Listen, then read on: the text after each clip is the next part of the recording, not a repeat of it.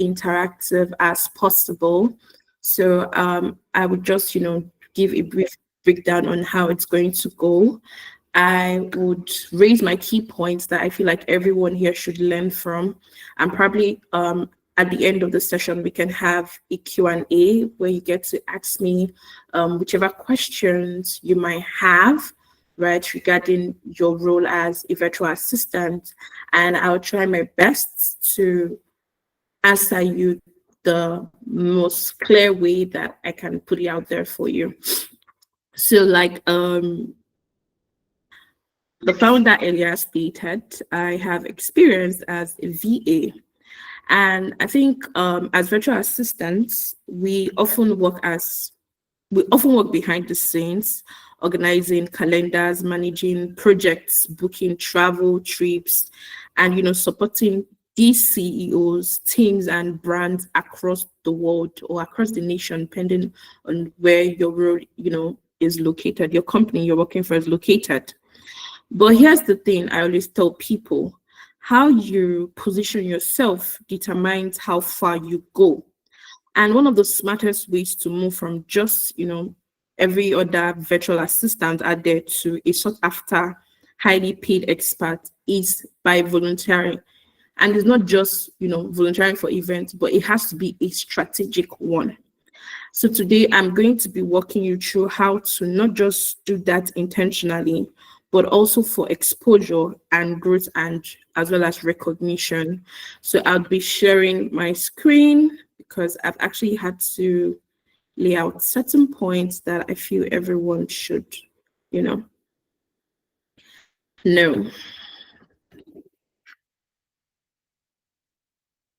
All right, if you can see my screen, can you just react to the thumbs up emoji, please?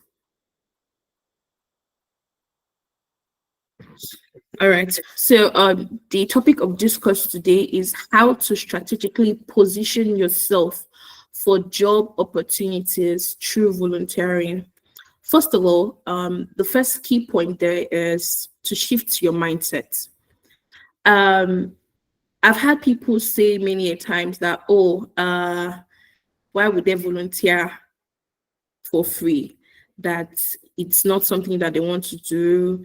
I've just had a lot of complaints about it being free labor, but I'm here to clarify that today.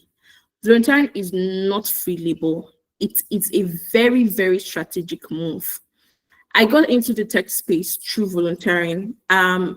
I've had to give that story a lot of times during my sessions with people, but I would just be as brief as possible. It was volunteering that brought me to this level that I am today in the tech space. I'm probably not as big as many other persons out there like Ada Ndukom Oyam, but I am proud of my growth and I am proud of everything that I have achieved so far. And it was volunteering that got me this far. I want you to know that as a virtual assistant, time is literally money. Yes, it's essence, right? So you may ask sometimes, why would you work for free? Why would you want to do this thing for free? But it's not free labor. It's actually an investment that you're putting into your career. When you volunteer strategically, you access new industries. It gives you access to probably, let's say, the fintech industry, if you are in the tech sector, gives you access to fashion, the world, different industries when you volunteer. It helps you build credibility in areas wherein you want to grow. If you're, let's say, you're in the VA industry, probably you're working as an executive assistant, right? By the time you're volunteering for, let me say, tech events, it gives you access to CEOs, it gives you access to founders that might need your services. So it helps you build. By the time you are volunteering for this event and they are seeing that, this person is active, even if you don't have to, get that chance, or probably you're shy and you don't get that chance to pitch yourself with these CEOs at this event, the team you've probably volunteered for, the organizer, would definitely, when they see that, this person is, very, very helpful, has been helpful so far in events, they would want to, there's nobody that will see you give your all to their event and not want to pitch you to the next person who would help boost your career. So it gives you credibility in areas you want to grow. Thirdly, it helps you develop proof of value that helps you raise your rates or attract better clients. Think of volunteering as a low-risk way to test new services, build your portfolio, and also get in front of potential clients that may need your services. For example, like I stated in my slide, volunteering to manage email systems or digital communication for a non-profit can position you for executive level VA roles in the future. So don't just see volunteering as something that, oh, this thing, they're just probably going to use me or something. No, see it as an investment that you're making for your career. The second thing I've actually had to outline is that for you to volunteer, you have to start with a career goal or niche in mind. Don't just go into the volunteering space because, oh, okay, they have said I might meet my future clients there, or they say I might meet my next boss there, or they say, oh, it will help me gain experience. Gain experience in what exactly? Before you say yes to volunteering, there are two questions you should ask yourself. One, where do you want to specialize? Is it executive assistance? Is it client onboarding? Is it technical virtual assistant work? Where exactly do you want to specialize? I know there are people that probably have, strength to do all of this, but then they say there's a saying that being a jack of all trades is as good as you doing nothing, because there has to be a niche where you are very, very good at that. If somebody is probably pitching you to a client or someone that might be your boss, they'll say, oh, you're very good at this thing. You're actually very, very effective in this. So where exactly do you want to specialize in? That's the first question you should ask yourself. Secondly, what kind of clients do you want? Are you looking at working with founders? Are you looking at working with CEOs? Are you looking at working with coaches or creators or fashion experts? What kind of clients do you want to work with? Then, when you have successfully answered all of these questions, then you can pick volunteer roles in that space. For example, forgive me, but I'm going to be making mention of, tech a lot because that's like my niche. If you want to work with CEOs or founders, then you can volunteer to manage, logistics, volunteer to probably manage speakers during this event, or to do back-end tasks during an online or in-person tech event. It will help you gain insights. It will help you gain connections and build connections, and also help you build your portfolio. And then the next section is choose roles that align with the virtual assistant services you offer or want to offer to these clients. Like I said before, avoid random volunteering. Look for opportunities where you can, one, use your core virtual assistant skills like calendar management, system setups, or automation. Secondly, try new roles, new tools or systems that you've been meaning to learn, be it Notion, Zapier, or Dubsado. And third, build a project you can later showcase in your portfolio. That is why I first, before I started, I hammered on the fact that you have to have a goal in mind or a niche that you want to focus on, so that you don't just go and put your hand there. Oh, today you're volunteering for a tech event, tomorrow you're volunteering for a fashion event, next tomorrow you're doing something in agriculture or business. You have to decide where you want to specialize in. Volunteering to set up Airtable workflows for a startup community could be turned into a paid system management retainer for you. All you just have to do is find the niche you want to specialize in and what kind of clients do you want to have. I would not even lie. Like I said before, when I started out in tech or in this whole industry, I literally had zero idea. I was actually bribed by a family friend to come and volunteer for our event because she was like, oh, she has seen me. I had like a very, very detailed way of life. Back then I was in school. So it was from school to church to my house. Nothing way could carry me, forgive me, but literally nothing could make me move outside this triangle I have built for myself. So she had to bribe me with food for me to follow her to a tech event as a volunteer. She was like, oh, afterwards, I'm going to buy you food from your favorite restaurant. And I was like, okay, no problem. But yeah, I got into the space. That first event, based on the fact that I was bribed with food, it was not, the whole setup was not enough to convince me. But subsequent events that we had, I picked interest. And that was the beginning of my journey into the tech space. And I kid you not, it has been an amazing journey so far. I think I skipped. Okay. Now, one thing I will always tell people, if you are volunteering for an event, don't treat it as just a volunteer role. Don't treat it as, oh, it's just something I'm doing to just probably while away time or keep myself busy on so and so dates. Treat it like it's your, not just a client's project. Treat it like it's your own project, like it's your own thing that you're doing. This is one place that many VAs fail to fully grasp or understand. Professionalism is actually your key to achieving success as a virtual assistant. When volunteering, you should try as much as you can. In fact, try your possible best to, one, deliver on time, to, two, communicate proactively.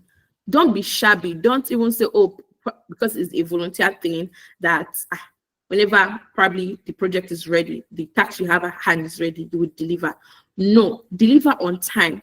And if there's any challenge that you're facing that might hinder your task delivery, you should try as much as you can to communicate to your team lead or whoever is in charge that, oh, this is the situation at hand. It might affect my delivery of this task, but please, and this. Don't treat it shabbily as, oh, it's a random thing or something that you just want to treat anyhow. And then provide solutions, not just task execution. In a company where I work with, the CEO I work with, there are times where, oh, he comes and is like, randomly, he just tells me, oh, there's this problem at hand and this and this and this and that. Under normal circumstances, if I'm being honest, most times, in most cases, those things he tells me actually don't concern me, right? But because I have learned to treat him and my job as not just a project for project's sake, it has become like a hobby for me. There are times where he just tells me problems that probably the team, the C-suite officers are facing, and then I bring solutions to it.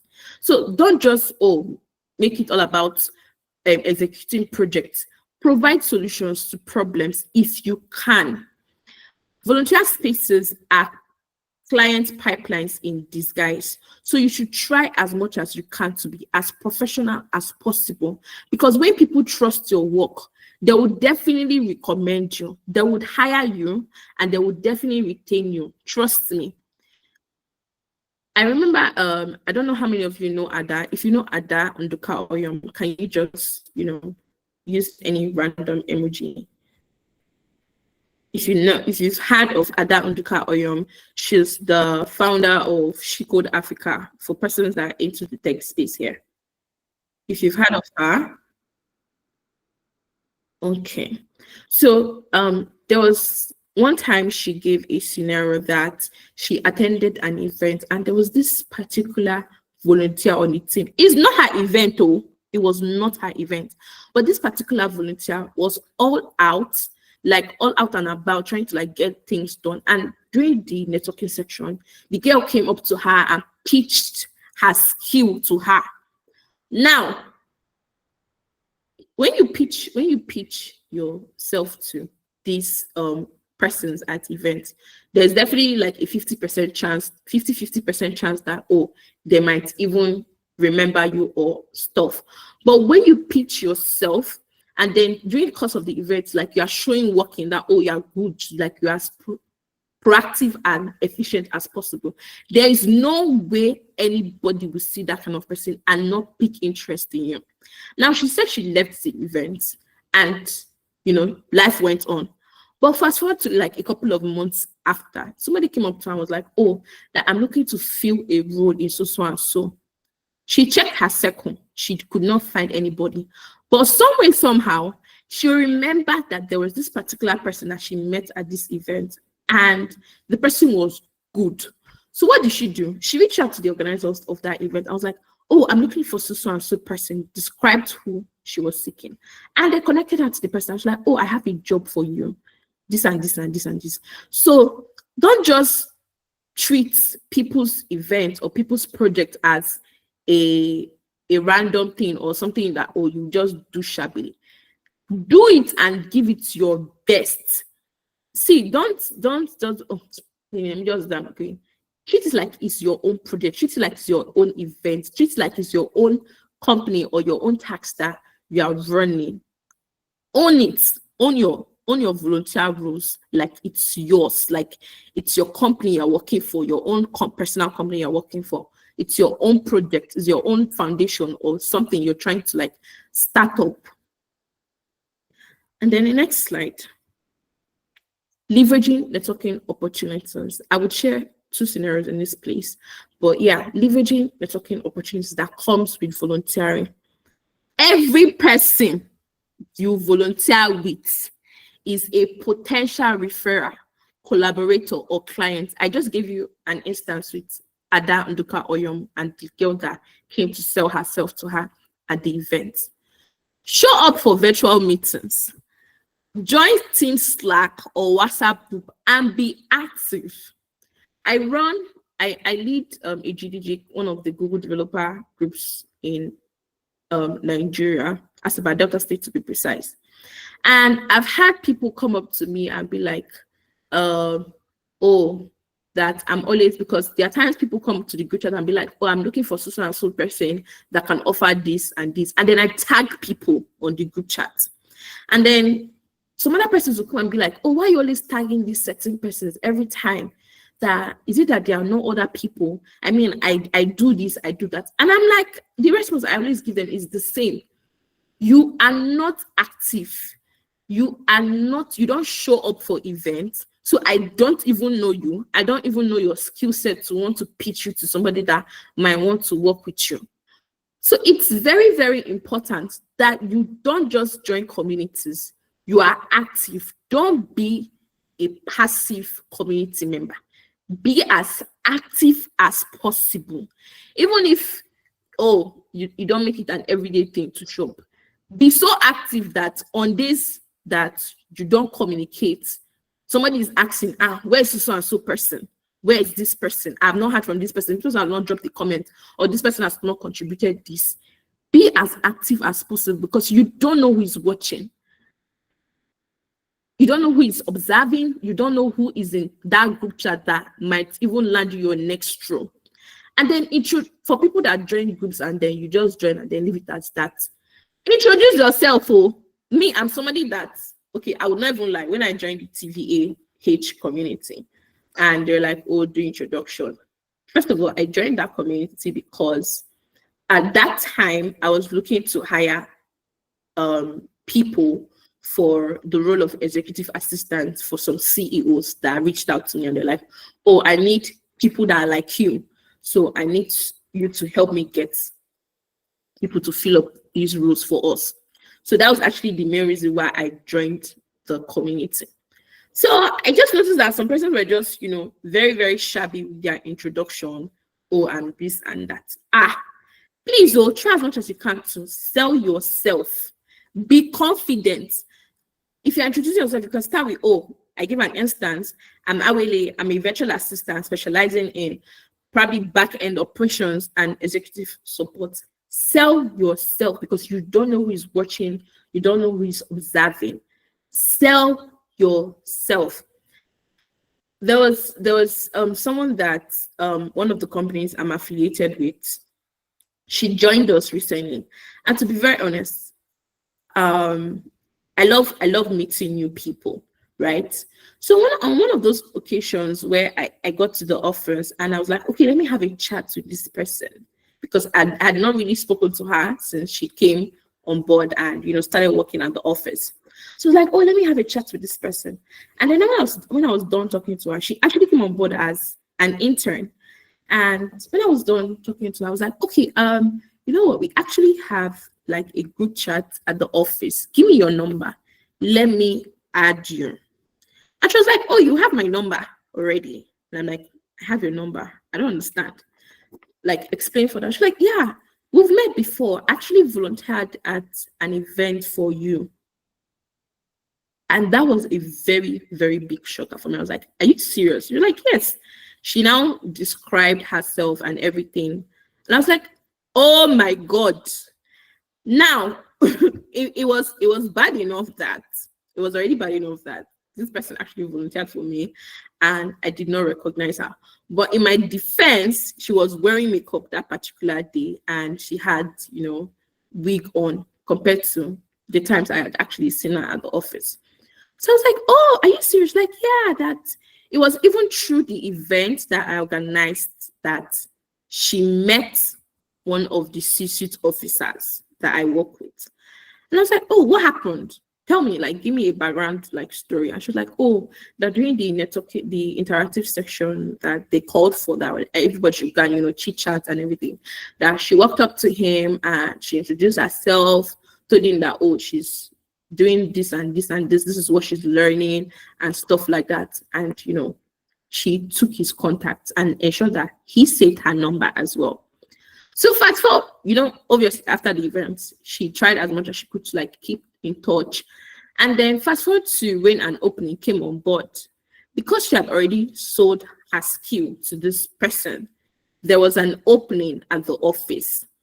And so he was like, okay, it's based on the fact that this person doesn't have full experience or full knowledge, technical knowledge on how to do this. Why don't we just bring this girl on board as an intern? And then when she's able to hone her skills, we can bring her in full time. Seriously, like, yes, that she never really got the chance to say thank you and everything, just try to like appreciate. I'm like, wow. So you can see that people who leverage networking opportunities at events as volunteers there's always a 90%, especially if you pitch yourself very well, there's actually a 90% chance that you would definitely land your next role from that event that you volunteered at. And I kid you not, funny enough, she was actually a very good volunteer.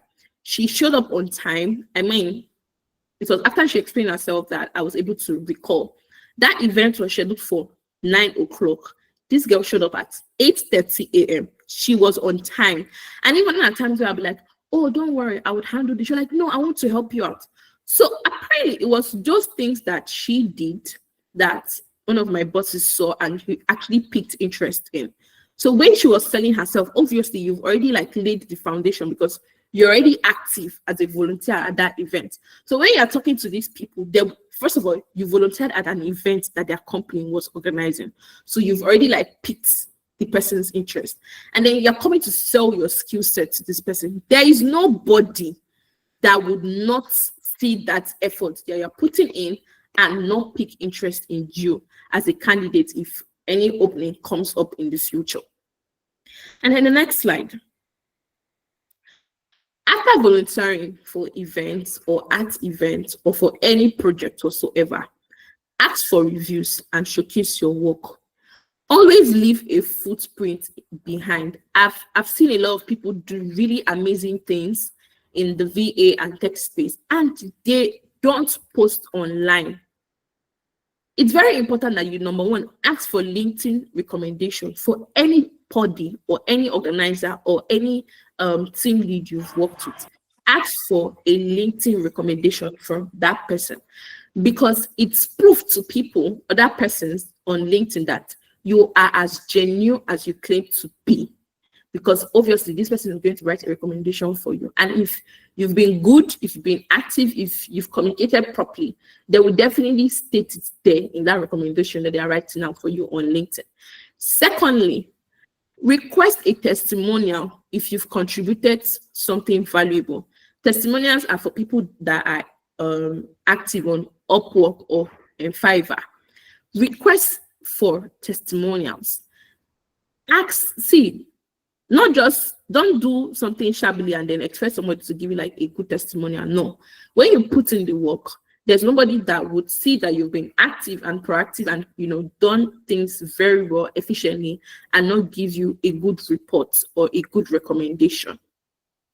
Third, add the experience to your LinkedIn and your portfolio.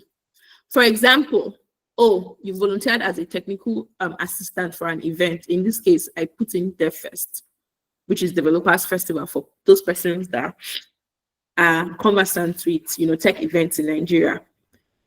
You can put on your header volunteer technical assistant, or you can even put it in the volunteer experience section on LinkedIn, and then you outline effectively everything that you did at that event or for that project and the results it brought. If you managed social media for an event and then followers increased from maybe say 100 to 300 or 500, outline it. It's your selling point. People will know that, this person is very good, though. Probably you write captivating captions that move people to now say, okay, I want to keep tabs on this person's post, and then they follow the page. So always be detailed. Don't just go and put, I volunteered as so and so, and leave it there. No, you volunteered, yes. What did you do? What tasks did you carry out? What was the result of what you did? You have to sell yourself on your social media platforms and showcase your work. It's a social proof to clients that, this person is as effective as he or she is claiming to be. Now, use volunteering to learn new tools or service offerings. If you're not confident using Slack, ClickUp, or MailChimp, volunteer in spaces where those tools are going to be used. You will learn on the job with lesser pressure and add those tools to your skill sets. When you actually volunteer for these roles that probably require you to do certain things that you're not skilled at, it gives you less pressure to carry out tasks, because compared to when you are doing it as a volunteer thing, if you make a mistake, probably the organizer, and you tell the organizer, this and this, they can correct you and then you learn from the job. Compared to when you're already in that role as a full-time job and then you make mistake. Most cases, most HR personnel or most clients would not even want to hear, I'm sorry. And God help you, you now find yourself with a boss or a client that is a no-nonsense person that does not even accept corrections. They would fire you at that instance. So volunteering helps you to not just learn, not just build your portfolio, but also learn things that you're probably not skilled at. Like I said, the example I gave, volunteer to manage email campaigns for persons who are not good with MailChimp or ClickUp or whatever social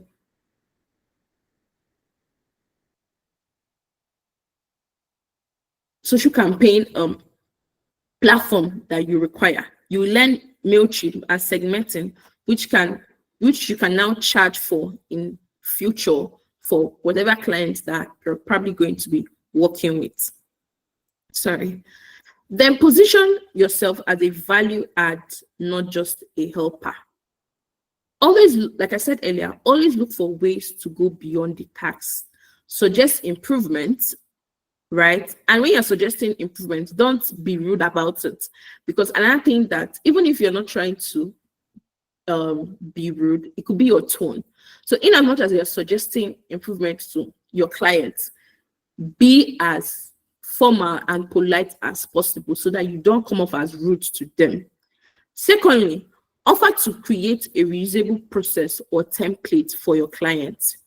Third, solve a small problem. See, there's no problem that you would even say is small, because to you it might be small, but your client is as big as a mountain can be.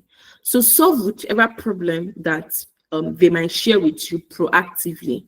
This is how you shift from being just a volunteer to we need to hire this person. Now, a little backstory. I have never, ever in my entire life gone to say that, oh, I submitted a CV for any of the companies that I have worked with. I have not done that. Every job that I have had in my life, I all got them from volunteering.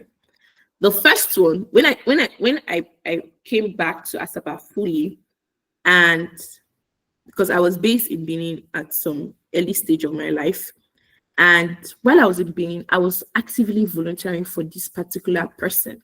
Any event she had, I would tell her, even the ones she did not ask me to, I'll tell her, you have this event, I'm going to volunteer for you. What do you want me to do? And most cases she'd be like, no, just chill. I'm like, no, I need to do something. So because those times I showed up and I went all out, even to the times where she would even call me and she'd be like, I don't know what these people are doing right now. For times where I traveled, probably I went out of state. She would call me and she'd be like, I need you to come back and do this thing for me because these people are testing my patience. And then I would have to like travel down to help her. So because I laid that foundation, right, it later helped me in the future.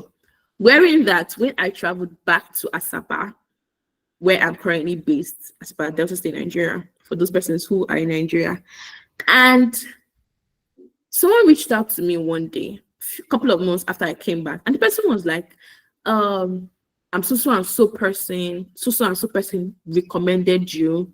She said you've worked with her to organize events before. She said that you know how she does her things, and I will be the best option to reach out to. Please, we need your help. Sorry, I have kata. So I'm like, okay, no problem. What events are you guys looking to organize, and what do you need to put in place? So we set up a meeting. I showed up, helped out, and that event laid the foundation to what my career is currently. Because subsequently, I came on board not just as a volunteer, I became an organizer for the team. And I was not just an organizer that I would give people tasks and then stay backstage. No, in as much as I was an organizer, or I still am an organizer, I was proactive. I did not just delegate tasks, I engaged in them.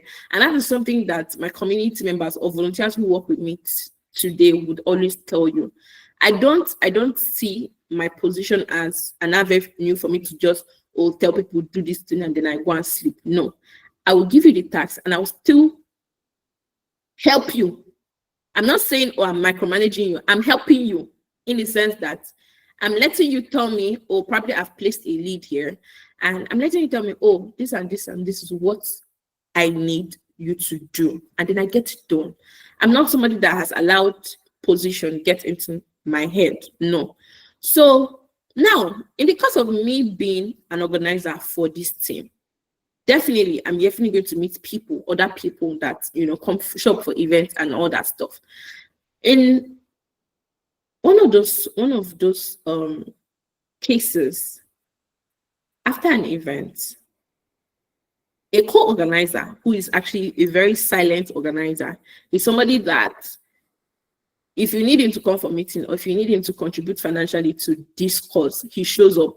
But as far as it involves him, getting all hands on, no, count him out.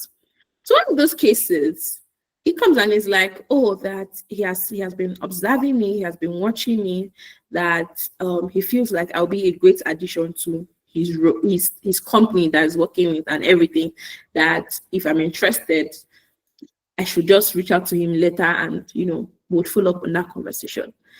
And I kid you not, that was how I landed my first international role without having to submit a CV to say, okay, I'm applying for this job. No, it came recommended. It became my first international job, the first job that paid me in dollars. Yes, I was paid in dollars for that role. And subsequently, when he had other opportunities, he'd be like, Awili, there's an opportunity that I want you to hop on. And then it became the genesis. It laid the foundation to where I am right now. And like I said at the beginning of my speech, I said I have never applied, I did not at any point apply for every job that I have done. From working to remote based to working with Udemy and this company and other companies I have worked, I have never applied for any of them. They all came through recommendation, and those recommendations were as a result of the fact that these persons who recommended me saw that I was active. Even my getting into my role as, I started out as an executive assistant, and then I became something a little bit higher up, executive business partner. The role as an executive assistant, I had zero experience. Like, when I say zero experience, I had not done any job that said, executive assistant. I had always been a community manager from the get-go. But because I had laid the foundation and shown those people that I was good at what I do, they all saw me as not just someone who was reliable, but someone who was proactive, someone who was a fast thinker, and I was diligent in what I was doing. So don't just do things because you want to while away time. Do it because you are building the foundation for your career. Do it because you are investing in your career and in your growth as a virtual assistant. Don't be shabby. See, you should come to the stage where you see volunteering as more than just a free labor. It should become a part of you. It should become something that you are passionate about. I remember there was this event that I saw, and then I reached out to the organizer and I was like, that please, I want to volunteer. And she was like, my madam, you want to volunteer at my event? I was like, I want to volunteer. She was like, no, she will not let me volunteer. I was like, I want to actually. She was like, no. It was like, this person is seeing me that, I'm probably high up and then I'm coming down to the level of. I said, no, volunteer brought me to where I am today. And because, I've gotten to a certain point, I would now say, I want to stop volunteering. Till today, I still volunteer at events. There is no place that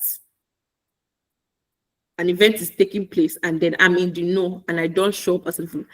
I would definitely show up, even if, probably eventually I travel and then probably I show up as a guest or something. As far as I already have a relationship with the organizers of that event, you will find me volunteering. Even if it's to serve food, I will serve my own events. But it's not like I don't have volunteers for just things. I do. But you cannot see me sitting down at an event and then I'm just like, I just want to do something. You want to always catch me doing something. As a lead organizer for my community, you will still find me sharing food at events. You will still find me carrying bag for speakers. You will still find me at the back end trying to ensure that things are in place. And it's not just because, I'm an organizer. It's because I have passion for it. So you should get to the stage where it's more than just, I'm doing this thing to just while it should be like a second part of you. Trust me, volunteering is not just fun. It gives you insights. It gives you an opportunity to learn and meet people. And when I say meet people, when you are introducing yourself, don't just introduce yourself. Hi, I'm Awili. This. Introduce yourself and sell yourself to those persons. Most cases, I've seen people say, I don't want to. There was one event I went for, and I was telling my boss's, one of my boss's friends, assistants that were with me, and I was like, talk to this person. And she's like, I want to talk to CEOs because I don't know where my next job is coming from. I was like, no, don't do that. Don't say, you want to talk to CEOs because, they have placed them as speakers. Then you are now neglecting the other persons that are in the audience. Even seated among the audience are people that have millions of connections that you are not aware of. So not even see people in the audience as, oh, probably what does this one have to offer me? Eh? Trust me, in that audience, people seated in that audience that you're looking down on, they have connections, even if they don't have the money or probably have a business or company that they are running. They definitely know people that would need your services. So in as much as you're volunteering at events and you're looking to network, don't just look at all those high ups that they place as speakers or panelists. Also network with persons seated in the audience, because you don't know where your next job or your next client is actually coming from. And then after volunteering for this project, after volunteering for this event or for this company show or summit, learn to stay in touch. Don't just do, oh, hi, I'm so and so person, and then you're not exchanging numbers. And for those persons, I'm not saying, oh, don't exchange numbers or don't be what's the terminology now? Be yourself. Wearing people that go for events, they're like, I don't know how to do this, or I don't know how to stay in touch. Sorry. When the projects end, when the events end, when the summit ends, don't just disappear. Follow up. It could be sending thank you emails to these persons. It could be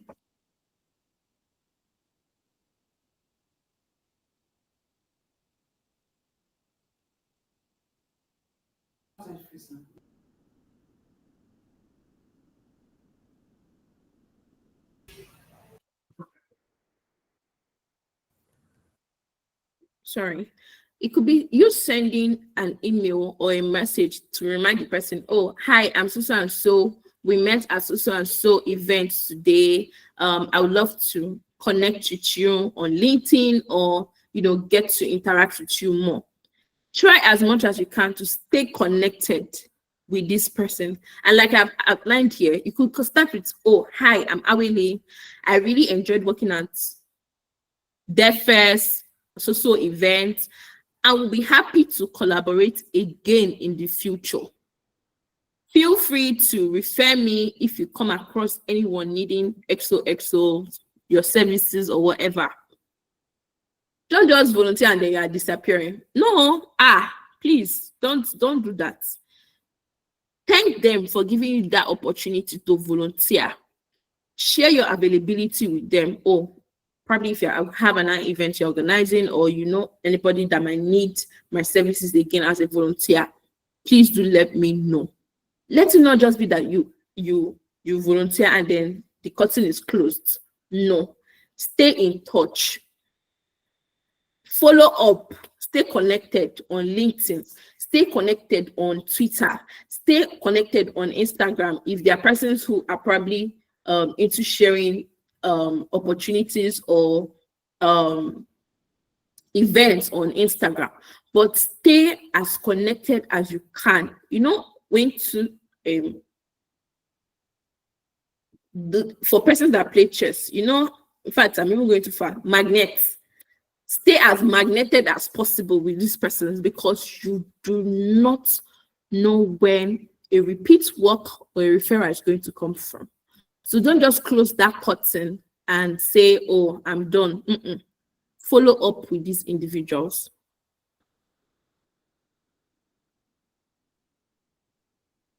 And then, as a virtual assistant, visibility builds trust, like I've been hammering on as we draw the curtain. When you volunteer, share behind the scene updates. State, oh, I just wrapped up a virtual event for so and so people. We did this. This was what happened in the process of organizing the event. Talk about what you learned. Talk about what you enjoyed about the event. Talk about the organization and the team that you worked with. It adds credibility, and it also lets the people that you volunteered with know that, oh, this person is not just putting them on the spotlight.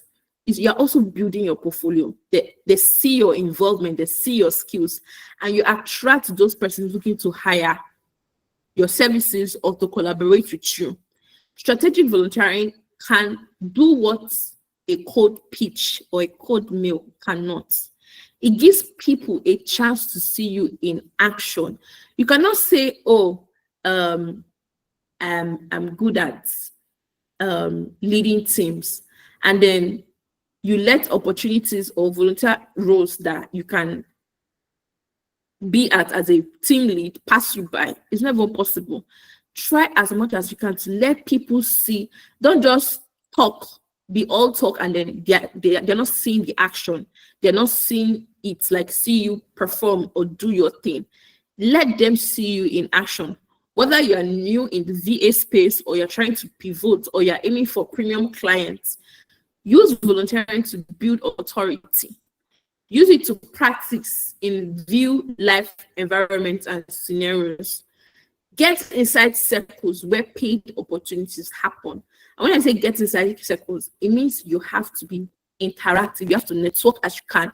Do not joke with networking opportunities. Trust me, a lot of persons that I know have landed roles because they networked, they sold themselves, they sold their skills at this event that they attended. So don't be that passive event attendee that you just sit down at the event from morning to night and then you go. If you are aware that that event is happening, or probably you have access to the organizers, volunteer, show up. Don't see. I always tell people, don't choose roles that will make you sit down in one place. Let people see you and see that this person is active. Even if they're telling you, oh, busybody, yes, it's my busybody that will land me my next role, my next gig, my next paying client. So don't be passive. Show up. Be as active as possible. Don't even joke with it. Volunteer like a VA that is building an empire, not just somebody who is passing time. And trust me, you would definitely benefit from it when you show up and show out as a virtual assistant. Thank you very much. Thank you so much, Howell, for this season. If you learned a lot, I want you to send a DM, show something that, yes, I really learned a lot. Give us the emojis, show your excitement. Thank you so much, Howell. This was insightful. This was so good. So if you have any question, you can just kindly, yes. Any question? All right. Are they doing Omotoyosi? You can unmute yourself. Omotoyosi, sorry.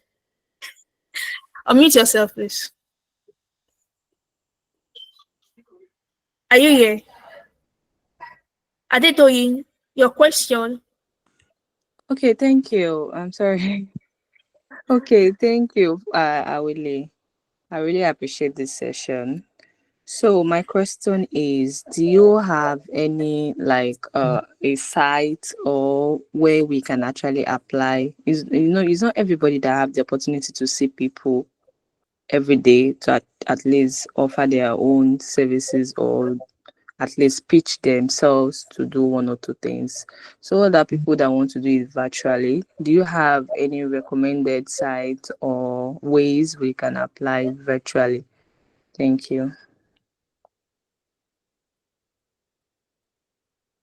Sure, definitely. I'll be sharing. Like I stated earlier, I'm also part of the community on WhatsApp. So definitely, I would just compile that and share with everyone on the group chats. So you can sign up and then also follow up for when there are opportunities for persons who want to volunteer for in-person events or summits. Thank you very much, Adi Doyin. I actually have a very good friend whose name is Doyin as well. Thank you. Thank you. All right, thank you so much. Faithful Omoriji, can you unmute yourself and ask your questions? Faithful, we are waiting for you. Are you here? Let's move over to Progress. Progress, except Pepe. Can you unmute yourself? Okay, good evening. Thank you so much for the opportunity to speak. So I want to ask, in a case where you're not able to open a LinkedIn account, so you can like share your updates or like share things that you're up to. How do you now go about building? Is there any app that you recommend that you could use to share updates that will just help build your CV? Okay, Progress. Why, first of all, why do you say in the case where you cannot open a LinkedIn account?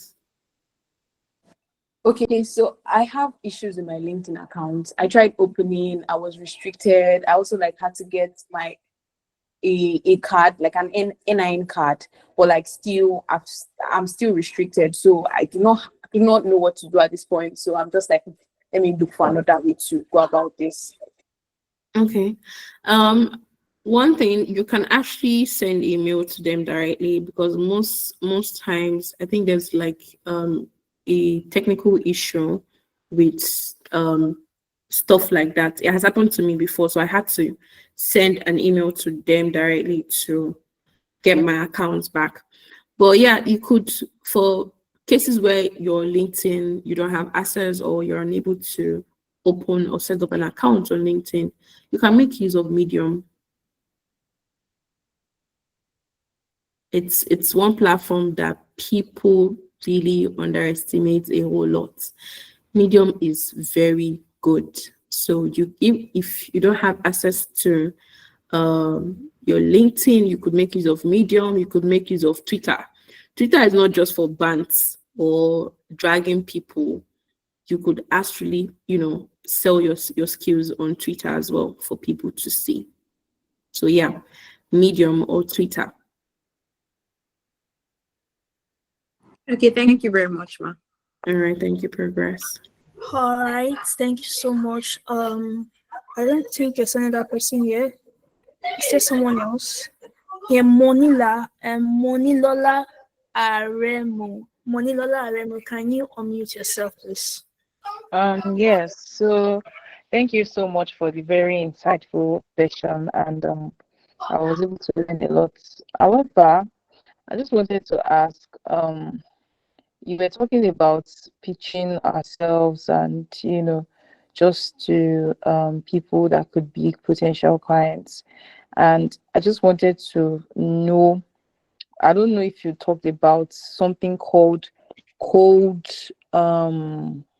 I don't know the exact word they use, but it's basically like reaching out to companies and CEOs, and pitching yourself to them through like your LinkedIn, for instance. So I wanted to ask if you can suggest how to go about it, especially for a virtual assistant that is just like starting to put their self out there, and that is just like starting out and applying for jobs in general. I'm trying to figure out the exact word, but it is code or code something. I mean, I Yeah, can't. sending cold mails. Yes, okay, yes, that is it. All right. So I'm actually also just seeing your question where you said, for a legal virtual assistant, how can you navigate finding jobs? Are you studying law? I studied law. I'm actually done with law school, so just waiting for my result and to be called to the Nigerian bar. Oh, congratulations in advance. We have a lawyer in our midst. Thank So you. one thing I would always tell you, right? Or I would always tell people, in as much as you are all about finding jobs, you want to find jobs, you want to get paid, right? Aside volunteering, you could also reach out to some persons to mentor you. Now, when you reach out to people to mentor you in probably like a particular sector or industry, like for you to take, for instance, you are in the legal space, rather.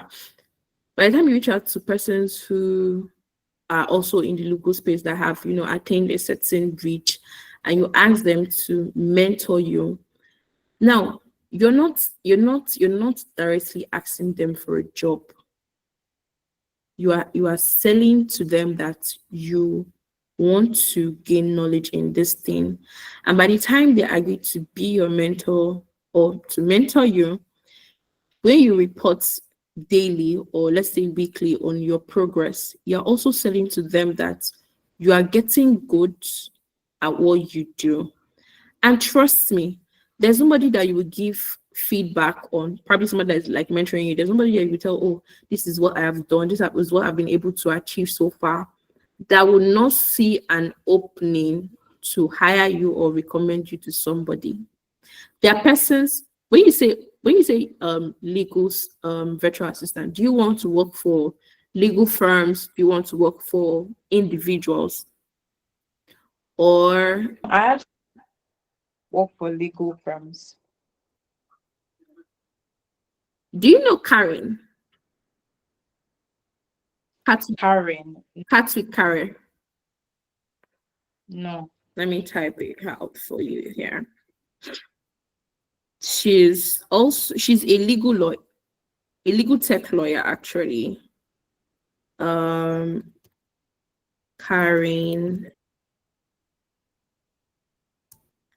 Oh, sorry, that was typing. Karen Amari of Cats with Harry.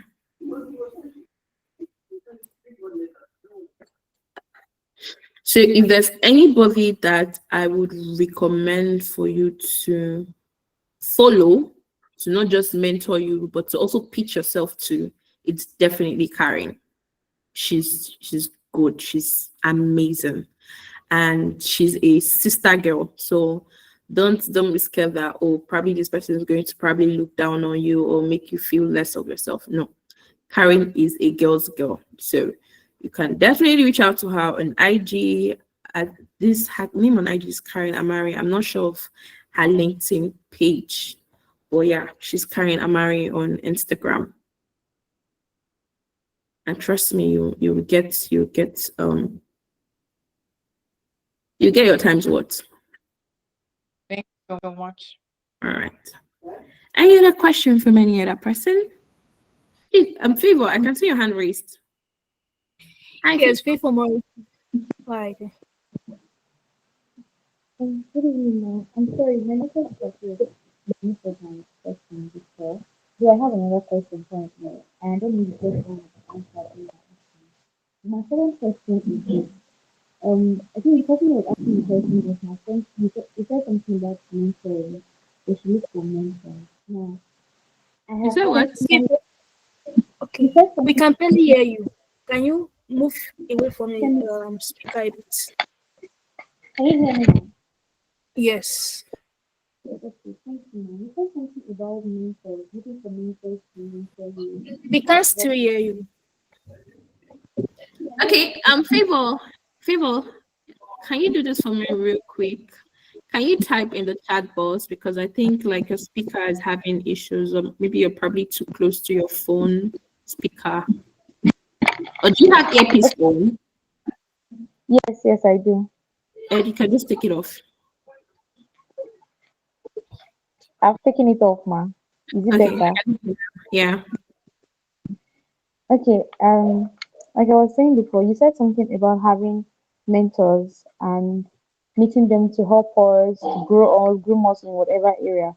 But I've actually reached out to a lot of people that I don't know, I've seen their works on LinkedIn and okay, I admire this thing, I really want us to mentor me. And they have not replied. I don't know how to put it. I'll try the friendly approach, professional approach, volunteering approach, and I'm not even sure what to do again. I don't know if they are just being busy or I'm not doing it right. So, in a situation whereby you have reached out and it feels discouraging, should I still keep reaching out? Should I just give up and pave my way myself? Or like, how do we even get mentors? Thank you, ma'am. Okay. So one thing, most of the high end persons that I've had the opportunity to meet talk about is the fact that it's not like they don't I'm just talking from perspective of persons that I've spoken to so far, of had the opportunity to, talk to.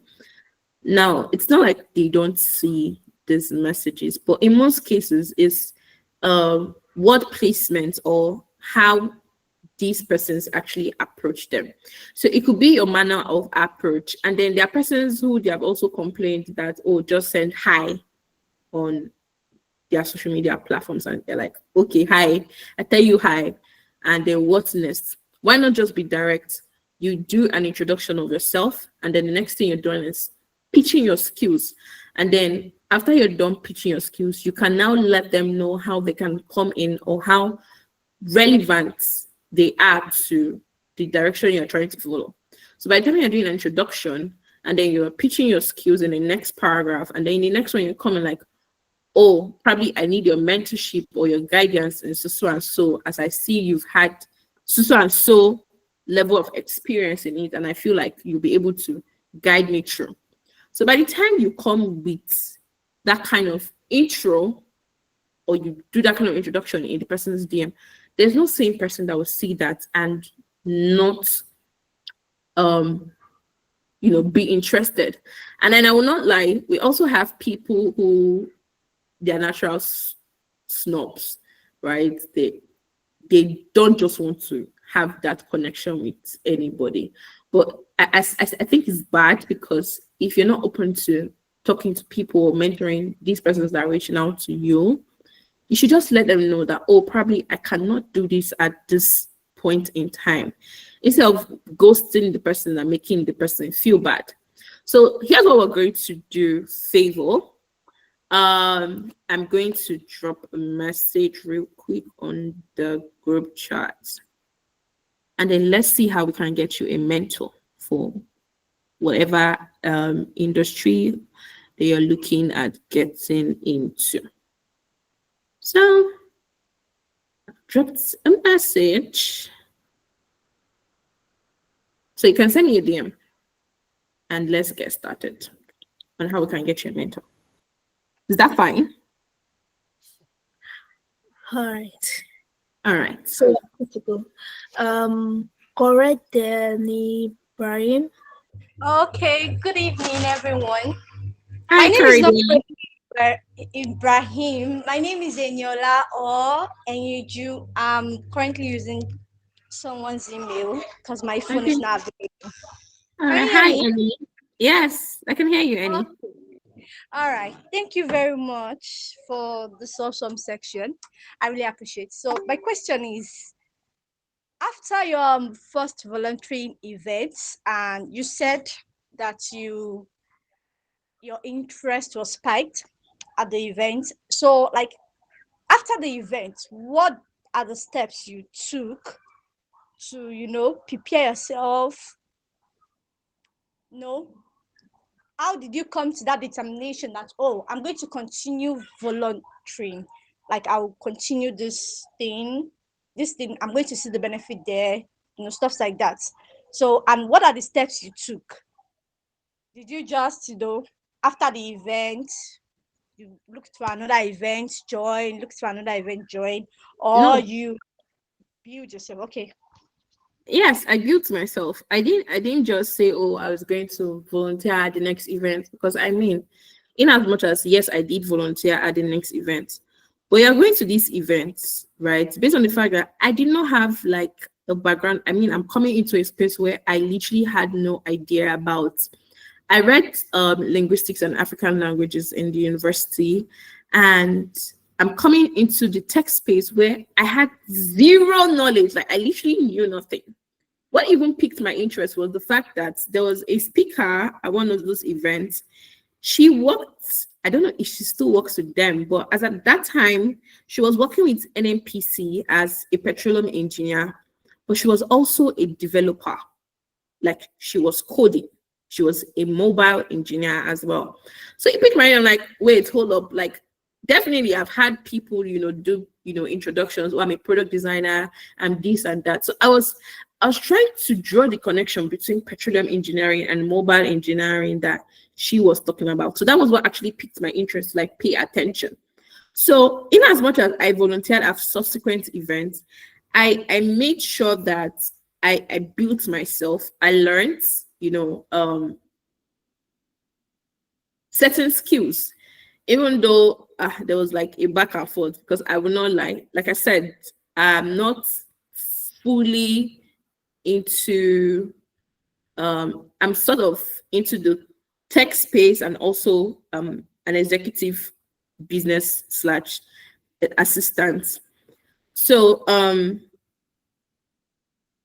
I started off in the tech space as a digital marketer. I learned digital marketing, and I discovered that it was not my thing, in the sense that I am not somebody you can meet to sell a product for you. Mm-mm. It's not me. I'm not somebody you can meet to say, oh, let me manage social media.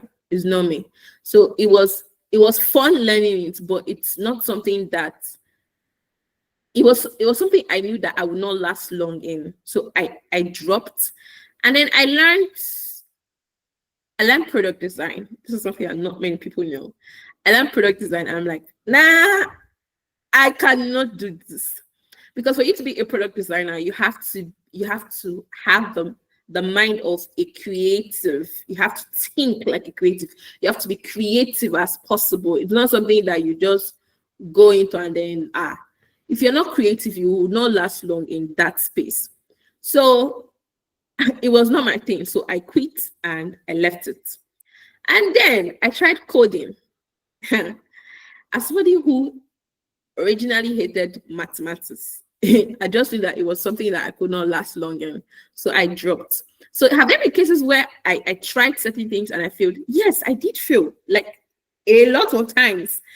And then I discovered, okay, I actually did product management as well. But then I discovered community management. I love meeting people. I love interacting with people. I love helping people, achieve their dreams, achieve their goals. So it was like I had found my niche, a space where I could call home.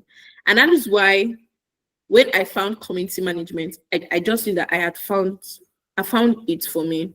And I stayed there and I dwelt in it. So it was not just me now volunteering at events. I became a community manager. And from a community manager, I moved into developer relations. And from developer relations, I'm still doing developer relations anyways. But then I became a lead organizer for several tech communities. And it was from that, my involvement as an organizer, that I landed my first ever role as an executive assistant, because someone saw my skills. And even till today, where recently I randomly asked him, I was like, I literally had no experience as an executive assistant, but you just took this leap of faith, and then you called me that day and you're like, oh, I have a role for you. And it was like, this was his response. It was like, I've seen you do your thing with community management, and I knew that if you could do this with community, how much more in an executive setting. And I kid you not, okay, in as much as at the beginning, I was not really doing much, because my CEO, my executive that I'm working with at that time, it was at the time of the year where he was carefree. So he could travel and then not have to do work. But gradually, I was able to, what's the word I'm going to use now? I was able to develop myself as an executive assistant. And it was easy for me because I already had some of the background skills that I needed to excel in that role, based on the fact that I was a community manager. I was coming from the background of a community manager. So others probably scheduling meetings, having to lead teams or follow up on operations, I already knew them. I had technical knowledge. So it was easy for me to have a very soft landing, right? The only thing I would say I had difficulty in at that time was having to book flights, because where I was coming from, I had flight agents booking the flight. But now, most of the time, you have to be the one booking flights. And I'm not just talking about, flights with maybe local airlines like Air Peace or United. I'm talking international flight, because my boss then would text you at a very odd hour. When I say odd hours, as odd as 2 a.m. to book a flight for him. And then let's be honest, in as much as people are travel agents, they would need to sleep. So having to learn all those, it was quite tricky, because most times some of these websites for these airlines are very, very complicated. So it was quite tricky learning how to book flights and then plan travels for my executive. But I got a hang of it, and in the long run, I was able to do it and do it well, to the extent that he started recommending me to his friends. And because of it, I've been able to build a relationship with my boss's friends. I'll give you an instance. There's this event that happened, a campus tour for one of my boss's friends' companies that happened recently. And I met the man. And he was like, oh, really? I've been hearing about you. You've been helping me out, but I've not put a face to the name since. And then he shook my hand. I was like, you've been doing a really amazing job. Nice to meet you. Thank you so much. He had not met me, but based on the fact that my boss had recommended my services, been talking to his friends about, this amazing executive that he has working with him, most of the time, they will not reach out to him that, see the problem on ground. How far? I need Awile's contact. I need her to help me with this. And because of my technical knowledge and how good I am at what I'm doing, it's been so easy. I've welcomed all of them, because not like, they now pay me. Most times they just send me money. I'll be like, thank you for what you did last month. They bring jobs to my table and I execute them. I don't tell them, you are paying so and so. I just do them by extension of their relationship with my boss. So definitely they're referring me. Definitely I'm meeting more people at the top level of companies. And then periodically they're just like, send me your account number. Let me send you something for what you did for me a couple of months ago. So I've been able to not just climb the ladder and build myself, but I've been able to build myself so well that my boss now recommends me. Even though when he tells them that, she can get this done for you, he tells them, do not steal her from me, because it will cause fights. Yes, I've got to that stage. There are several meetings that we have, and it's like, hi, Miss Awile, my executive business partner. And then it's like, please, nobody should enter her DM or try to reach out to her via mail. Don't steal her from me. But don't just do your thing. Don't just volunteer at events. Build your skill. Learn. So by the time you're pitching yourself to these persons, you're not pitching yourself as a Johnny Just Come or as a novice. You've gained in-depth knowledge of what you're supposed to know about that particular role. So that when you're talking boldly, with confidence, with your full chest, you're telling them, this is what I do, this and this, and this is what I've been able to achieve, this is where I'm at, and just build yourself so that you're able to pitch yourself to these persons at this event that you volunteer at. I hope that answers your question, Annie. I'm sorry, Annie. I think it's Annie, that's your name, right? Yes, Annie. Yes, Eniola. Yeah, Eniola. Thank you so much. I can see Happiness. Your hand is raised. Hi, Happiness. Hi, Ma. Good evening. Hi, you can call me Awile. Okay. Sorry, just a quick question. Okay. I've been applying to all these volunteering companies, but it's international companies though. But I've not gotten any feedback from them. So I don't know if I'm actually the problem or they don't just want to give a feedback. Most cases, to be very honest, if it's for international companies, most cases they tend to use persons that are either part of their community or persons that they have worked with previously. I'll give you an instance. There's this community called Women Tech Network. So they hold this big events yearly, and I've had people ask questions. because I usually post about it and they're like, oh, how do I come on board and stuff like that as a volunteer. The truth is, whenever there's like publicity for these annual events, they tend to send those openings for volunteer positions to their community members first. So by the time those roles are being filled up, they don't even bother about persons that are not in their community anymore. So what you can do is find out if there's a community, which usually there's a community for those companies or communities, and be a part of the committee, because by the time they're making their selections, they pick internally first before they are looking at. And many times, most of these companies or communities will not even send a rejection mail to you. They will just leave it at that, because they're like, what's the need of following up when we're not picking you? So ensure you do a thorough search on whether they have a community, either on Slack or on Telegram, because most times it's usually on Slack. And then be active, because by the time they're picking active people, not passive members. So be as active as possible on their communities, so that when you want to start applying for their positions, you get, priority profiling before any other external person. Do you understand? Yes, ma'am. Please, my name is Arili. All right, thank you very much. Ifunanya, see your hand was raised. Hi. Vivi. Yeah, hi, good evening. Hi, Hi, Awali, good evening. good evening. Thank you for your insightful session. I really enjoyed it. I have a question. I want to ask, how did you transition from being from community management down to being like executive virtual assistant for CEOs?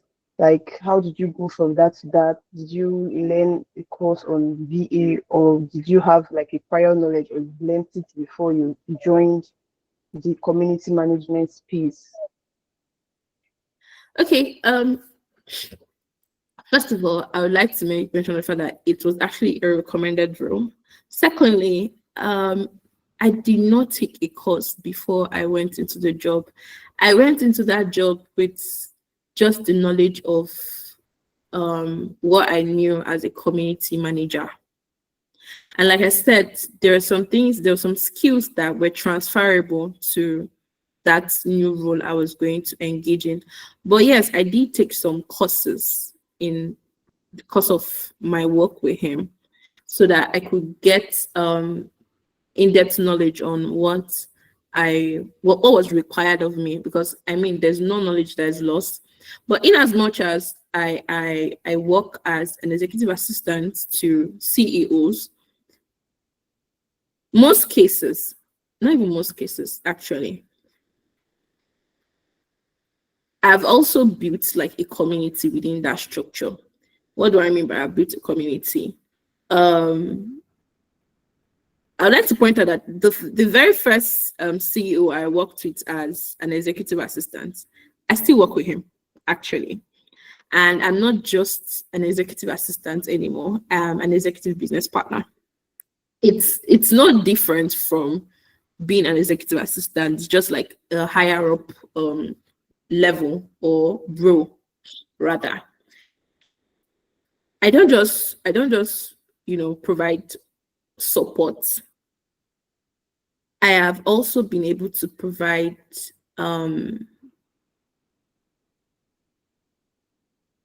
help with operations, with people management. When I say people management, I'm talking about staff in the company, because now at the level I am right now, people in our office, whenever they have problems, whenever they have issues, or they want to speak to him about something and they're like unsure of how to go about it, everybody comes to me.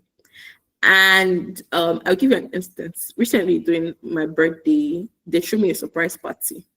And one of the C-suite officers, he was talking and he was like, we need to sit and decide if we're going to fire Awele or if we're going to keep her.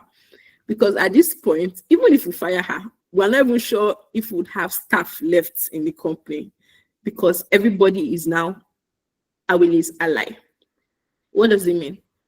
If anybody has problems, they come to me, and then they know that, oh, I would definitely look for a soft way to help that person out with talking to any of the C-suite officers and get a resolve for that issue. If anybody wants to do anything, they don't even go to that's the funny thing, they don't even go to the C-suite officers anymore. They come to me. And then I'm like, okay, let's do it this way, let's do it that way. Or I suggest it to the C-suite officers, and then we find like a soft landing for whatever decision that needs to be made. Right? So it's not something, even if you're coming from the background of maybe like a secretary or a receptionist, it's not something that you say, oh, you're going into with all the knowledge in the world. It's something that you learn every day. And trust me, as you're learning and you're unlearning some things or having to unlearn some habits, you unknowingly put these new things you've learned into action, and they see it. Do you understand? So I'm coming, Happiness. I'm going to get back to you. So I was able to make use of those transferable skills from my role as a community manager, which I did point out that I'm still doing community management, but on a higher level, which is DevRel. So in as much as I was a community manager, I got into this space, identified those skills that I could transfer from my knowledge as a community manager into this new role, and then ensure that I learned. When I'm saying I'm learning, I wasn't just taking VA courses, virtual assistant courses. I was also reading books. Do you understand? So don't just take courses, read books as well that can help boost your knowledge on it. I hope that helps, Vivian. Helps. Yes, that helps. Thank you so much. Thank you so much. All right. Thank you so much. I might be in your DM asking you more questions though. So sorry. Happiness, your hand was raised previously. Yes, sorry. It's just like maybe a personal question. Please, what's your handle on LinkedIn? God, this is the question that I was fearing the most. This is the question I was fearing the most. I'll tell you why I was fearing it. Because, you know, when they say somebody I've had to delete some of my posts on LinkedIn. And I'll tell you why. There was this friend of mine. I'm not saying you should go and delete your post on LinkedIn. No, I'm just telling you my experience. Okay.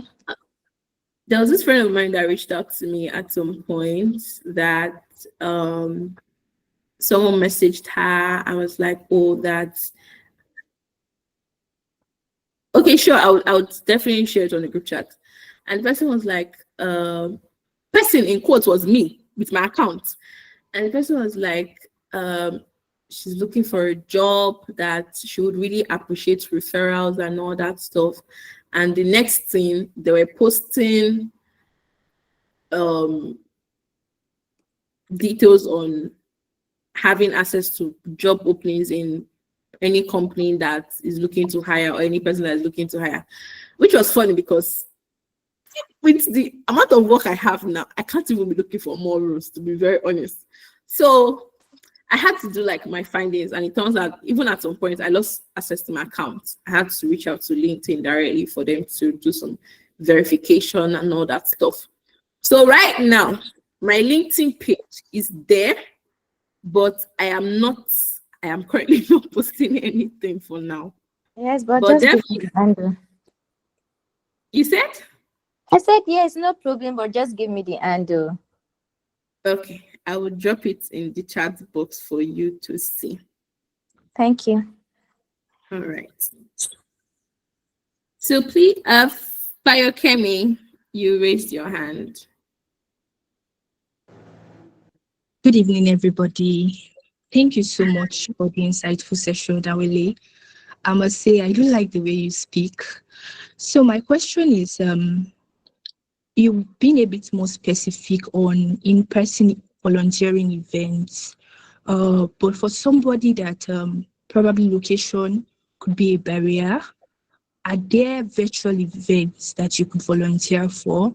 Or preferably, are there opportunities to volunteer for probably founders or CEOs you'd like to work with directly? And if there are such opportunities, how can one go about that?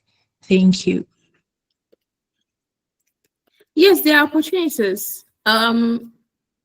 I really do not have extensive knowledge into probably the fashion industry or other sectors, mainly the tech sector, which I feel like even if you're transitioning into or pivoting to become an executive virtual assistant, you can also learn on the go. But yeah, there are tech communities that your skill can actually be very, very needed. Communities like Empower Her Community. There's the She Code Africa. There is Girls Like Me Africa. There are Google developer communities as well that you could actually volunteer with. So it doesn't have to be in person. It could also be offline as well. I would share that in the chat box right now so that you search for these communities. Power Her Community.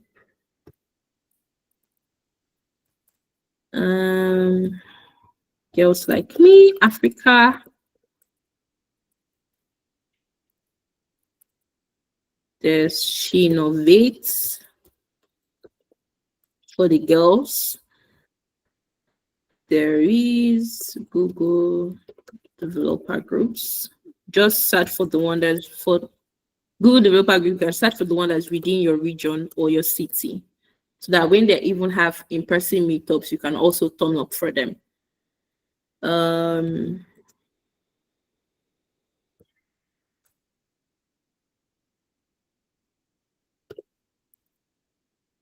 There's also Nexus. So there's She Code Africa, there's Empower Her Community, there's Girls Like Me Africa, actually. Girls Like Me Africa. And there's She Innovates, there's Google Developer Group, and there's Nexus as well. So you can actually be part of any of these communities and volunteer for roles there. Trust me, you would definitely enjoy it. I hope that helps, Fayokemi. Yes, it did. Thank you. All right. Any other question? Please, you can also feel free to come to my DM if you have any question or inquiries. Yes, they are on LinkedIn. They're on LinkedIn. All right, thank you so much for this insightful webinar. So I think we are done with this Rachel has webinar. her hands on. Okay, Rachel, are you here? Rachel. Hi, Hello, Rachel. good evening, ma'am. Good evening. Yeah, good evening. Can you hear me? Hi, good evening. I can hear Yeah, you. first of all, I want to say a very big thank you for this program. It's a big one for me. God bless you. Can you hear me? Yes, I can hear you. Hello, can you hear me? Yes, we can. A good evening, We ma. can. A beautiful evening to you.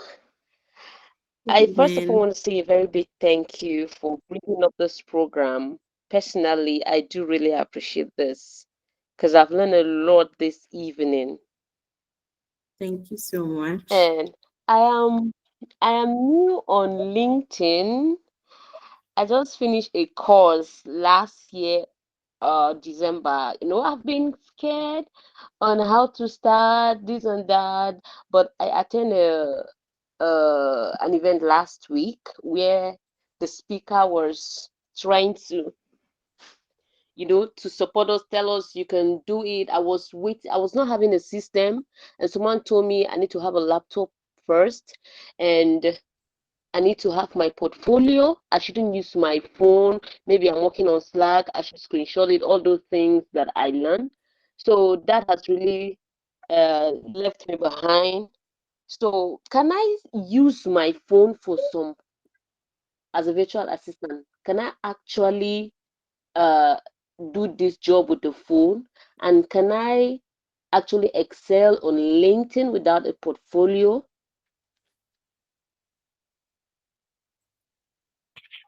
Can you hear Yes, me, ma'am? yes, I can hear you. Yes, there are some roles that you really don't have to do so much. I mean, especially as regards calendar management, right? I mean, there's the Google workspace that, I mean, both Android and iPhone, Apple phone users have access to. So for roles like virtual assistants, we handling calendars, with sending mails and responding to mails, with probably booking flights, you can make use of your phone. The only issue I feel like you might have when it comes to booking flights is where most cases some international platforms do not allow you that broader search if you are making use of mobile sites and not desktop. But yeah, there's so much you can do with your phone. And for LinkedIn, you don't necessarily need a portfolio for you to be on LinkedIn. You can open an account and occasionally, for starters, I tell people, you don't have to do so much, right? It's not compulsory that you post about your job. You could post about something you're learning. You could use it to do like a daily tracking of what it is you're learning. If you're learning automation, you could come and be like, oh, for today I did so and so. I was able to implement this and this and this. For tomorrow, I hope to do this or learn that. It doesn't have to be your job you're posting, probably like a gig you got. It could also be something you're learning. It helps by the time you're documenting, even if you're not getting likes or reposts, trust me, people are observing. Do you understand?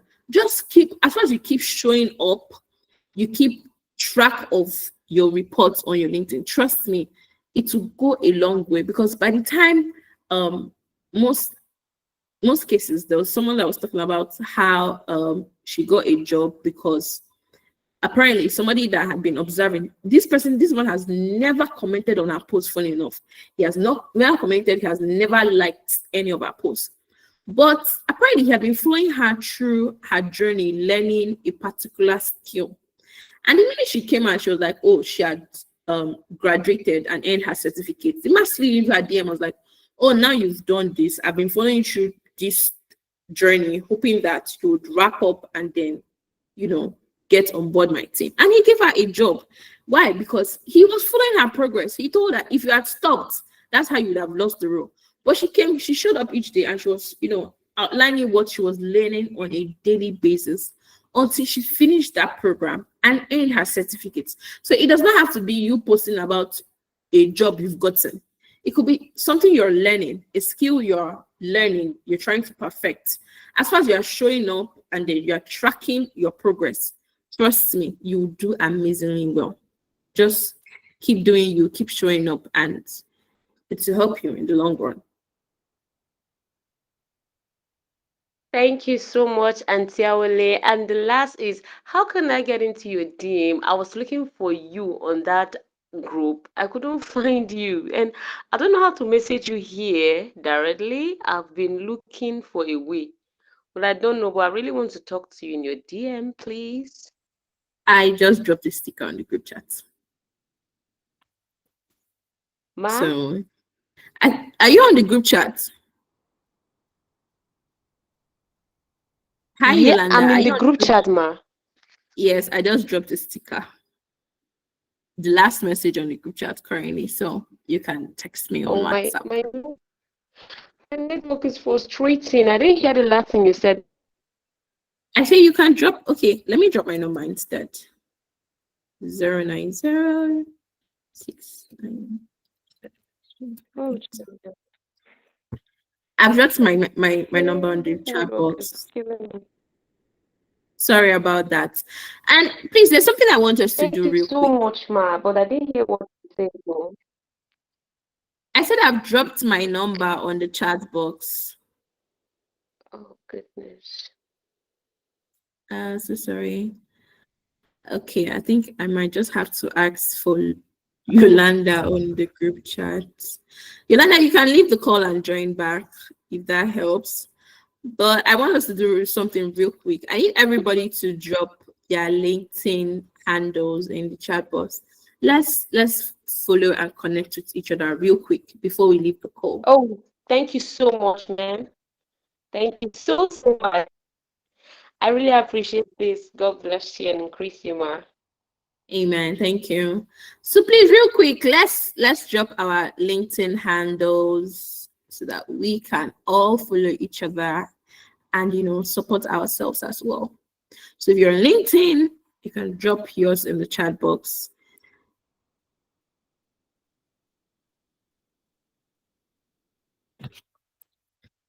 Okay. They're doing.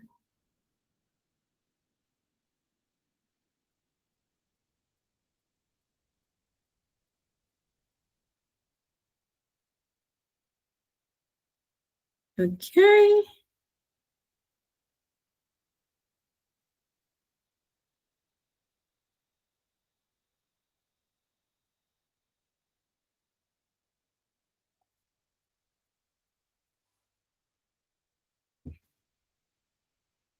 I followed you doing. Okay.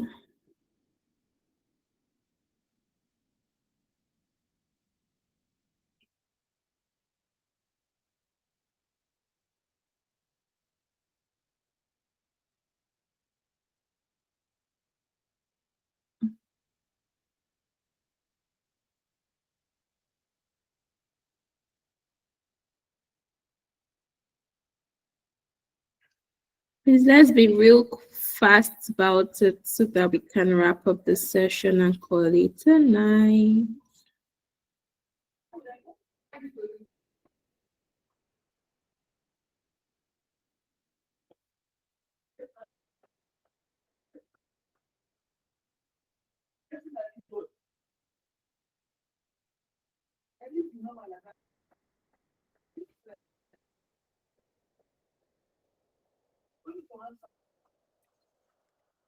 Hello, Awele. Yeah. Okay, you followed. You did not send a connection invite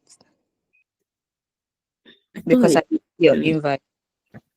Just hold on. I will do that shortly.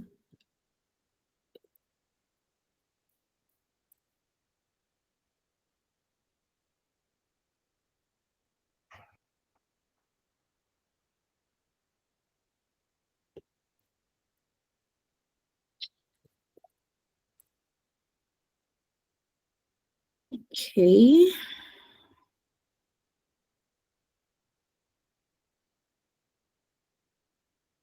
I've sent it.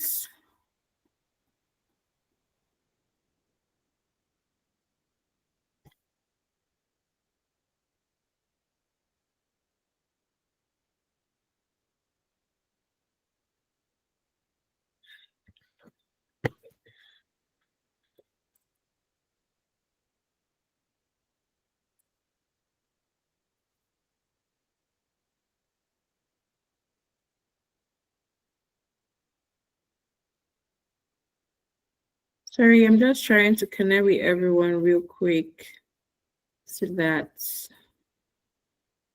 no one is left out.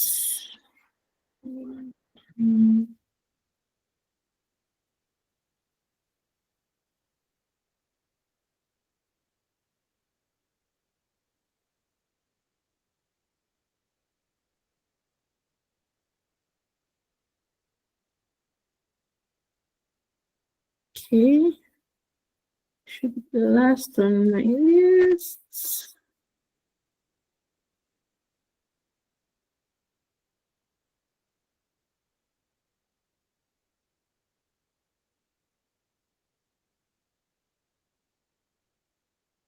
Oh, one person is actually sending theirs. Kenny, mommy.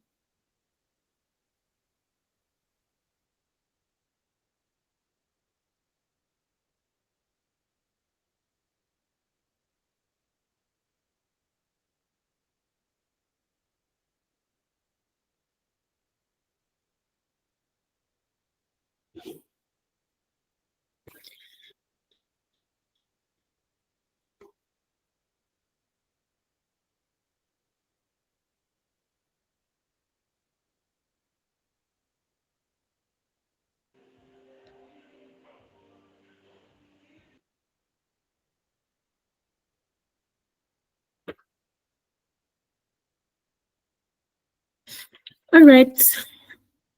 Everyone should get connections request from me. Well, thank you so much, Uju. It was nice connecting with you and meeting each and every one of you as well.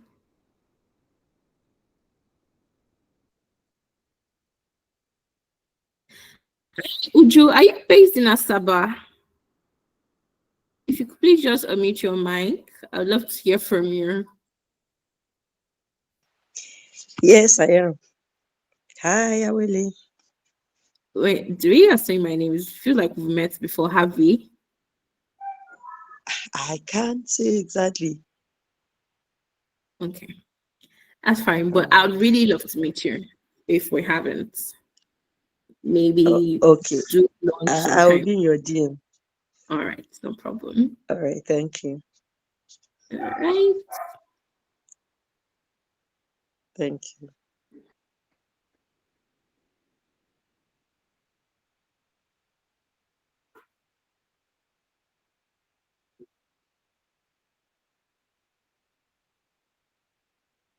I think I've sent connection requests to almost everyone here. So over to you, our dear founder, Miss Christabel. All right, thank you so much. If we are we all done dropping our LinkedIn profile?